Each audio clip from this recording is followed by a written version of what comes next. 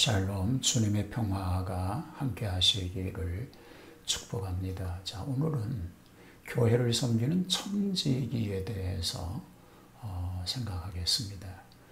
로마서 12장 4절부터 8절까지의 말씀입니다. 자, 이 공직자는 나라를 섬겨야 하는 것이고, 자식은 부모를 섬겨야 합니다. 그런가 하면 성도는 하나님을 섬겨야 한다라고 말할 수 있는 것입니다. 섬김이 그렇게 쉬운 일은 결코 아니지요. 하지만 그것보다 더 확실한 것은 성도는 교회를 섬기는 청지기로 부름을 받았다는 일입니다. 쉬운 일은 아니지만 성도는 교회를 섬겨야 합니다. 섬기는 일을 중단할 때 성도는 청지기로서 더 이상 아무런 의미가 없는 것입니다. 모든 사람들은 섬김받기를 원하고 또 그렇게 되기 위해서 애를 씁니다. 그러나 예수님께서는 섬기기 위해서 이 땅에 오셨다고 말씀하십니다. 히브리 기자는 예수님께서 그렇게 사셨다고 기록합니다. 성경에 많은 위인들이 교회를 섬기는 청지기로 일생을 살다가 갔습니다. 또 많은 성도들 또한 교회를 섬기는 청지기로 살다가 갔습니다. 그리스도인들의 그리스도인됨은 교회를 섬기는 청지기가 되기 위해서입니다. 이것은 성도들이 너무 자주 망각하고 있는 사실 중에 하나이기도 합니다. 성도들은 과연 교회를 어떻게 섬겨야 할 것인가를 오늘 함께 살펴보도록 하겠습니다. 모든 청지기 직분은 섬김의 직분인 것입니다. 요한복음 13장 14절 말씀을 보면 내가 주와 또는 선생이 되어 너희 발을 씻겼으니 너희도 서로 발을 씻기는 것이 옳으니라는 말씀입니다.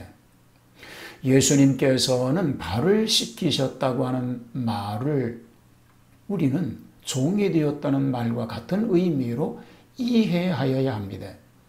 그리고 너희도 서로 발을 씻기는 것이 옳다고 하는 말은 서로 종이 되는 것이 마땅하다는 뜻임을 기억하여야 합니다. 왜냐하면 옛날 유대인들에게 있어서 발을 씻기는 일은 종이 하는 일이었기 때문입니다.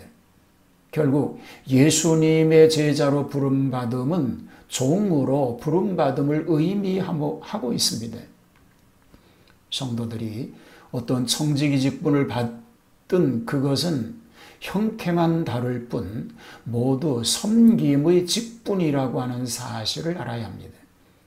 옛날 유대의 종교 지도자들이었던 서기관이나 바리새인들은 될 수 있는 대로 많은 짐을 다른 이에게 지우고 자기들은 사람들에게 존경과 높임만을 받으려고 하였던 일을 기억하여야 합니다.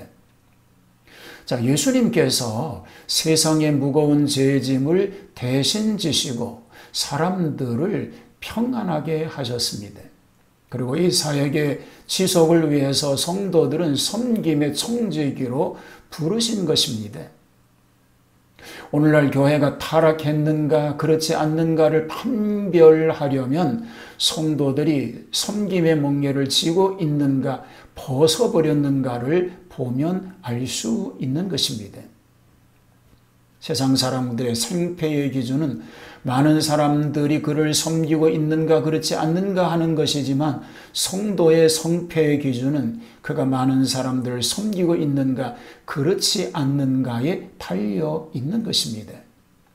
바울은 일생을 하나님과 사람의 종으로 자처하면서 살았습니다. 그와 마찬가지로 모든 성도들도 또한 직분을 맡았든지 관계없이 하나님과 사람을 섬기며 살아야 하는 것입니다. 교회는 그리스도의 몸이요 그리고 머리입니다. 자, 교회가 성장하는 것은 그리스도가 성장하는 것이죠. 외부적으로 교회가 칭찬받게 되는 것은 그리스도가 영광을 받게 되는 일입니다. 그러므로 성도들은 1차적인 섬김의 초점을 교회에 맞추어야 합니다. 교회는 이 땅에 현존하는 하나님의 나라입니다. 그래서 하나님의 백성들이 하나님의 교회를 우선적으로 사랑하고 섬기는 일은 지극히 당연한 일인 줄로 믿습니다. 교회의 필요를 공급하여야 합니다. 교회는 그리스도의 몸이요 머리입니다. 교회가 성장하는 것은 그리스도가 성장하는 것이고 외적으로 교회가 칭찬을 받게 되는 것도 그리스도가 영광을 받게 되는 일입니다. 요한복음 13장 14절에 내가 주와 또는 선생이 되어 너희 발을 씻겼으니 너희도 서로 발을 씻기는 것이 옳다고 말씀하셨습니다. 예수님께서 섬기는 자로 오셨다는 것이죠. 교회가 이 땅에 현존하는 하나님의 나라입니다. 따라서 하나님의 백성이 하나님의 교회를 우선적으로 사랑하고 섬기는 일은 지극히 당연한 일인 것입니다. 자, 예수님께서는 너희 중에 누구든지 자기의 모든 소유를 버리지 아니하면 능히 내 제자가 되지 못하리라고 말씀하셨습니다. 베드로는 보소서 우리가 모든 것을 버리고 주를 쫓았다고 고백합니다. 그리스도의 몸된 교회를 우선하지 않는 사람은 참된 주님의 제자, 청지기가 될 수가 없습니다. 오늘날 개인주의, 이기주의가 교회 안에서 깊숙이 침투하여 있는 시점에서 성도들은 이를 의미 있게 받아들여야 합니다. 교회가 분열의 위기에까지 직면한 상황에서 자기의 자존심만을 내세우는 성도들, 교회가 빚더미 위에 앉아 있는데도 사치와 개인적인 안락만을 즐기는 성도들을 볼 수가 있습니다. 이런 자들은 교회는 그리스도의 몸이요 모든 성도들의 영혼의 안식처요 이 세상을 하나님의 백성답게 살아갈 수 있는 힘을 제공해주는 능력의 공급처라고 하는 이를 기억하여야 합니다. 교회가 연약할 때, 병들 때는 나 자신도 결코 강건할 수 없다는 사실을 명심하여야 됩니다. 교회는 공동체라고 하는 이 사실을 잊어버려서는 안 됩니다. 자, 성도가 교회에서 또는 사회에서 청지기로서 봉사하는 것은 그가 하나님으로부터 받은 은사와 재능에 의해서입니다. 그리스도인이 교회를 위해서 봉사하는 것은 능력에 의하여 은사화됨으로써 나타나는 것으로 성별된 재능이라고 할 수 있습니다. 그러나 은사 중에서 생례적으로 타고난 재능과는 전혀 상관없이 하나님으로부터 직접 주어진 신적 기능으로서의 은사도 있습니다. 성별된 재능이든 직접 주어진 신적 기능이든 성도는 이 은사에 의해서 그리스도의 몸인 교회를 섬길 수 있어야 합니다.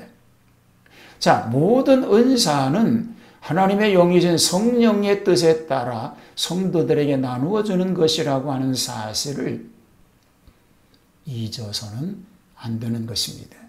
한 몸 안에 여러 지체가 각각 하는 일이 다른 것처럼 하나님께서 우리에게 은사로 주셨다는 사실을 기억하여야 합니다. 자, 섬김은 숨김을 대원칙으로 하여야 하는 것입니다.